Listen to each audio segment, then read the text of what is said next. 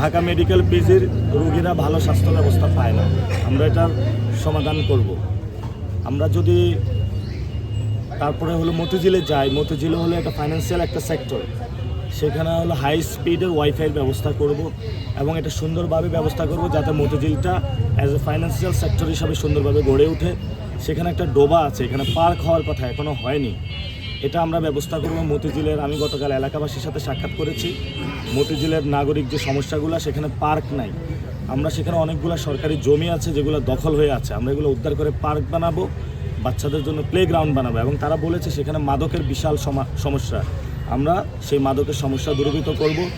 এবং সেখানে ধুলোবালি এবং যানজটের সমস্যা, অর্থাৎ রাস্তাগুলো দখল করে সেখানে হলো বিভিন্ন দোকান বসানো হয়েছে, আমরা যানজট মুক্ত করব।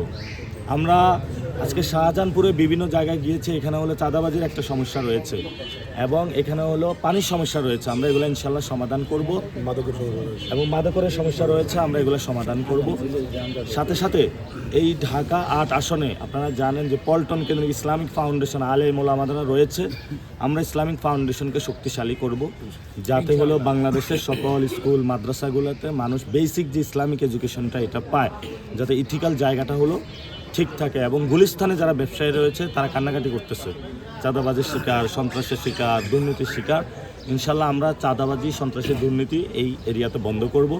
এবং আপনারা এখানে জানেন যে আমাদের এখানে ব্যুরোক্রেসি অর্থাৎ সচিবালয় রয়েছে, যেটা দুর্নীতির একটা হলো হেডকোয়ার্টার। আমরা এখানে সবাই যে দুর্নীতি করে তা না, অনেক কর্মকর্তা এখানে দুর্নীতির সাথে জড়িত। আমরা ইনশাআল্লাহ বাংলাদেশ একটা দুর্নীতিমুক্ত বাংলাদেশ গঠন করব ইনশাআল্লাহ। হাবিবুল্লাহ বাহারে মিডিয়াতে এসেছে, আমাদের ডিম ছুঁড়েছে, এটা তো প্রকাশ্যে। আমাদের ইট পাটকেলও নিক্ষেপ করেছিল। এবং সেখানে হলো যেমন ওরা একটা স্ট্র্যাটেজি নিয়েছে, অর্থাৎ ঘুষি দিয়েছে নিচ করে, এটা তার মিডিয়াতেও দেখা যায় না। ভিড়ের মধ্যে অনেক ঘুষি দিয়েছিল। আমার কিন্তু শরীর এখনও ঠিক হয় না এবং অনেকেই খুব বিপর্যস্ত অবস্থা। এবং সেখানে কিন্তু সাংবাদিকদের উপরে আঘাত করেছে, তারা পুলিশের উপরে অ্যাটাক করেছে। তো আমরা আশা করি যে আমরা অপেক্ষা করব। এবং এখানে পুরো রাত তারা মিডিয়া ট্রায়াল চালিয়েছে। একজনের ক্যাপ পরা, ওনার ক্যাপের উপরে এআই দিয়ে ব্যান্ডেজ লাগিয়ে দিয়েছে। এবং বিএনপির আইসিটি শ্রেণীর সম্পাদক একেএম ওয়াহিদুজ্জামান উনি এটা প্রচারণা করেছে। এবং আমার একজন ফ্রেন্ড লিস্টে রয়েছে যে উনিও এটা দিয়েছে, পরে আমাকে সরি বলেছে, বা এটা যে এআই আমি বুঝি নাই। তো তারা এই ধরনের বিভিন্ন প্রোপাগান্ডা অংশ নিচ্ছে। আমরা জনগণের কাছে বিচার দিলাম, জনগণ এটার বিচার করবে। লেভেল প্লেইং ফিল্ড নাকি বলবেন? লেভেল প্লেইং ফিল্ড তো নাই।